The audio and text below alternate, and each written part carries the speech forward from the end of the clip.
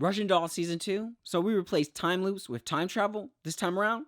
Okay, so here's Season 2's story. It's set 4 years later, where we find Nadia getting ready to celebrate her 40th birthday. She boards a train that sends her back in time to the year 1982. She soon discovers that she is trapped inside her mother's body, who's also pregnant with Nadia. I like the character Nadia, and I like the way the actress Natasha embodies this character. The maniac energy she gives off, the red curls, the potty mouth, the smoking, not giving a care in the world attitude. I love it, and it's all here carried over to Season 2. Here, Nadia is jumping through time to change her future, which in turn alters things, which causes ripples and effects in the timeline. You guys know how that works. So plain and simple, Nadia thinks she can change things for herself to make things better, since the universe has allowed her to go back in time, or go back in the past. Well, let's not forget about Alan, like the season did. Alan is very much underutilized here. They kind of use him here very much in the way they did in Season 1. You know, where they introduce him later in the show, but this time it's at a much lesser extent. He has less screen time, which makes him feel kind of like an afterthought and just thrown in last minute. A bit of a bummer, I say. He isn't in the season as much as I would have liked for him to be, so he has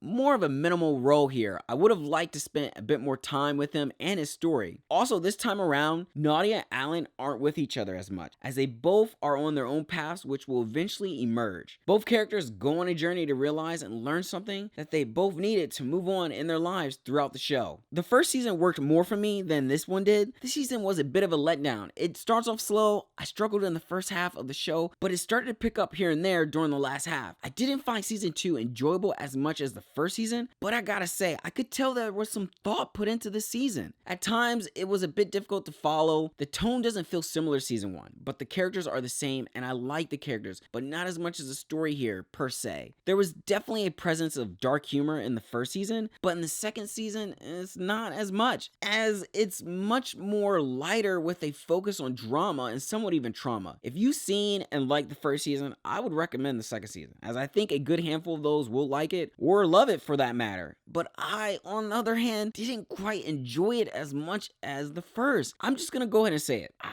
I was bored. However, it doesn't hurt to check the season out and to discover for yourself if you'll enjoy it or not. Let me know in the comments below. But I have to say, the season is just missing that fun, maniac tone that made the first season so audacious and quirky in its own way. I'm just saying.